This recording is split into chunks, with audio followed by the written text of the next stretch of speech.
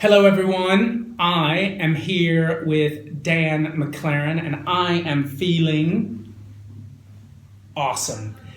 Dan, are you feeling awesome? I'm feeling awesome. Brilliant. Okay, we are here in awesome and I want to know, who are you and why are you here in my office touching my balls? I am Dan McLaren.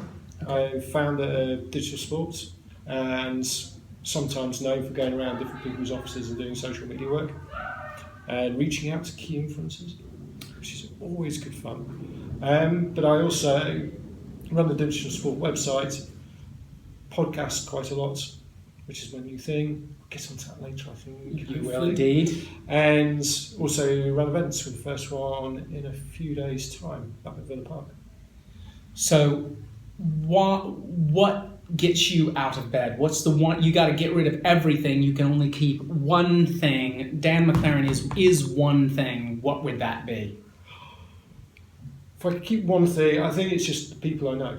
Okay. So it's all about being a people person, which is why I love doing the events, because I get to meet new people, give people a platform, speak to people on the podcast. People send me stuff for the website. It's all about the people and the stories. What's the one story that I should bring out of you right now that I can get the world excited about? Is there any one project that people just need to know about?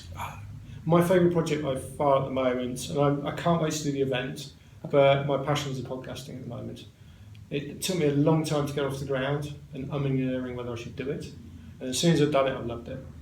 I've loved your podcast as well. Now, this is just a little baby mic, but Dan has this massive mic. Imagine this, but like on steroids. How do you even? Let's geek out about the tech here of podcasting. You've got this massive mic that I was hoping you could bring today, but I didn't call you till you're on your way. What is that? And it took me a while to. I'm the worst person to go around and try and figure out what do I need. I'm in there for days and days and weeks, and in the end, I just went, "Sod it, just get this." So you don't want something too cheap or too expensive if you're on a budget. And this one's called a Blue Yeti. Blue Yeti. The Blue Yeti, Dan is really good at this, but the Blue Yeti has this switch where it's called the James Earl Jones Darth Vader switch, where you actually switch it and Dan's voice turns into this kind of voice that it's like, I'm your father. It's amazing. Good quality equipment. Tell us about your podcast. What's it called? How many episodes have you gone? Where are you taking it? The podcast, I think, is episode 8 this week. Okay. And obviously, check out John has been on one of the shows. And it's very much a learning curve for me. I didn't start it to think, oh my God, I'm going to make lots of money out of this. Or it's a chance, one, to excuse to meet people that I really want to speak to. And also improve my own moderating and interviewing. And it took a while to get a format right on it. I think I'm still tinkering with it as well, and to try and do monologues, which I found really, really hard. Did you? I think you had to bring out the best in someone quite famous the other week in Amsterdam. Describe the Brian Solis scenario. That was one. I mean, that's when I found out I was actually a bit of a geek. Good. Because I saw his name on the speakers list, and when I was speaking with the organisers, I said, "Oh, you got brilliant! You got Brian Solis," and they went, "Oh, fantastic! You can do the Q&A with him." And I was like, this is amazing and scary at the same time. And then I read his book, which he did say he appreciated the fact that I had read his book. Yeah.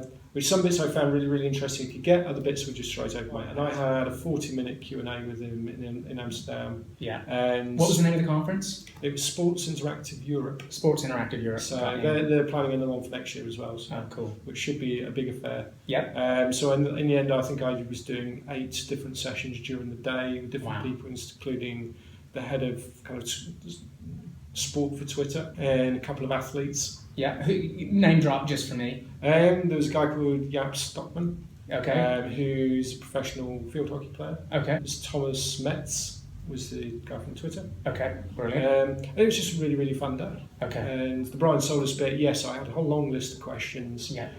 Kept skipping through it, and he was just a really, really nice guy. You've got your podcast, but I feel like this needs to go somewhere. I think people need to experience Dan live, the live experience of Dan. Is there an opportunity, like an event, for you to take all this podcasting and put it on a stage and gather people where we can have beer in the end? That's definitely one of the plans. Okay. So there's the 1 day event on the 26th of October. Yep. Which is a lot more kind of lots of different speakers, interactive session, and there might be a bit of podcasting going on as well. Not necessarily from me. Okay. But hopefully Audio Boom will be there doing a bit. Yes. And shout out to Audio Boom. Yes. Blair Hughes, fan engagement. I know that's the New Zealand side of things, but big shout out. And they've been fantastic. And they sorted out this week on Monday. I was on Pete Townsend's music on the studio boat at St Catherine's Dock with 3 other people recording a podcast on esports, and they properly sorted us out on that, and that was a fantastic experience. Wow. I think what Dan is saying to us is better get in now on the DM show, because he only records in like yachts and like the nice. uber rich. Hopefully next year I'm looking at, do I do live one-on-one interviews on stage? Are they recorded? Beers involved? That kind of thing. So that's definitely a possibility. Yeah. And did you say beards or beers? Probably both. Okay, because I think it's important to have more beers and beards. Yeah. We're doing this for the hipsters. Hipsters, we need you. I hear you're into Major League Soccer, but we need you to get into the digital sports show. John Lee Dumas, who's a little bit of a hero in the podcasting world, who's now called JLD. Do you see yourself being sort of DML, or what are people going to know you as? He's on like episode 1457. He is 987 ahead of you, but at the same time, you are like up in your game. But I mean, he's fantastic. I mean, he records something like 8 every Monday. And you were talking to me about his process. Like, I feel like we can all learn from people like that. So, I mean, he posts one every single day of the week. So 7 days a week, he has a new podcast goes out. But it doesn't mean he's recording one every day and editing one today. Yeah. He records 8 in the day, presumably sends them off to someone else to set them up, and then they go up, do all the tagging, etc. Bang, there you go. Yeah. But he runs webinars. He's got series on like how to do podcasting, which is always great. If you podcast, it's like the top people on blogs tend to be the ones that write about how to blog. Yeah, absolutely. It's that kind of thing. And he's very transparent as well on how much money they make. They do a podcast every month about how much money they've made and where they've made the money from. Yeah. And it's $200,000 a month. Wow, unbelievable. I mean, I think we have a lot to learn here. While Dan and I work in the world of sport, we also tiptoe into the content marketing world, and my friend Mark Masters has been inspired and learned all he knows about podcasting from Mitch Joel, who is like the godfather of asking the most incredible questions. Look him up. Junior Mitch Joel, right here in the making, or JLD. If digital sport was going to die tomorrow, which I hope it doesn't, what will people miss? I think in terms of the website, it's probably just that daily news. The Snack guys do an absolutely fantastic job in terms of finding out what's the latest in the industry. We love you, Snack. Getting this daily content that goes up there, which is a lot more than I achieved on my own when I first set it up. Yep. Almost 7 years ago now. Wow. Which is ridiculous. Pioneer. Can't stay in a job for more than 18 months, but I can keep a website going for 7 years. Exactly. Impressive. But I think one of the things that people have missed is the events. I know there's a lot more events, but I used to run networking events in the evenings, which had that kind of one or two things in the evening, and I might go back down that route. And I think that's what it was more known for than the actual things on the website. And hopefully people will like the digital sport leaders. Yeah. What is the ballsiest thing that digital sport have done in your 7-year career of being a pioneer in digital and sport? There was probably a lot more early on. Okay. Because 2010 when it first started, the reason I started it was no one else was talking about it. Yeah. So there was nowhere to find out, and it was just a place to put opinion. And I remember when probably a few months after, and I was invited to go on BBC Radio 5 Live. So a Matt Dawson show with a newspaper writer, I can't remember his name, who was also on it, and they had dial-ins pre-recorded from Rio Ferdinand, I think Robbie Savage, because they were both big early adopters of Twitter. Yeah. And also we had one of the guys from ECB kind of dial in as well. Yeah. It was probably the most nerve-wracking thing I've ever done. At one point I did completely lose my track of thought. Mind went blank, the whole lot, and Fortunately, the journalist stepped in. You could see the panic on my face, Yeah. and he stepped in and kind of saved my grace on that. You've got to invent a sport. This is from the magic box of awesome questions. I'm going to let you pick. I'm not going to... Okay, pick one of those and I'll read it out. Okay, here we go. So, a new sport happens at the Olympics. Made up or real, you have to star in that new sport. What new sport is that? That is a tough one in terms of new sport. If it was a sport that's not there already, I would probably go for pool, because I was always quite good at it. Is that like Yeah, billiards? Billiards, we're talking. But the British version is better, smaller balls. And Yes, I got you. Yeah. Okay. That was always, I used to love playing that. Okay. Never played it enough, and haven't played it for a long time. What about something that doesn't exist? That can involve beer? Absolutely. Yes, please. Yeah. One game we used to do at university, fortunately I managed to not actually take part in it, Yeah. because it sounded horrific, was running around the athletics track and having to drink a pint every time you passed the start. Oh, brilliant. Wow. Which is your typical university type of event.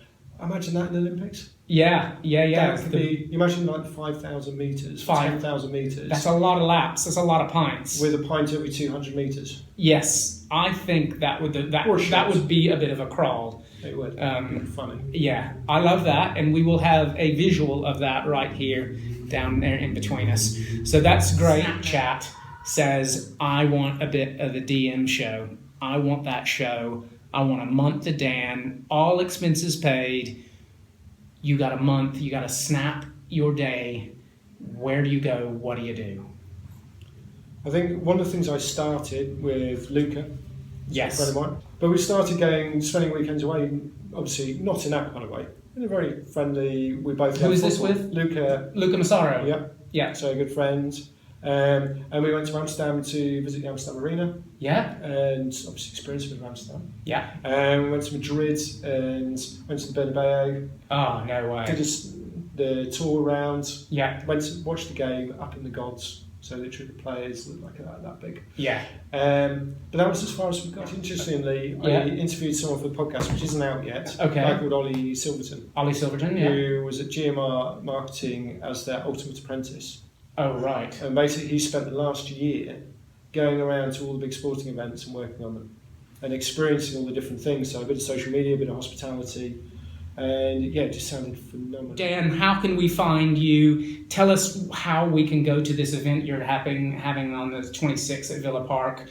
Where can our people find a place to love you?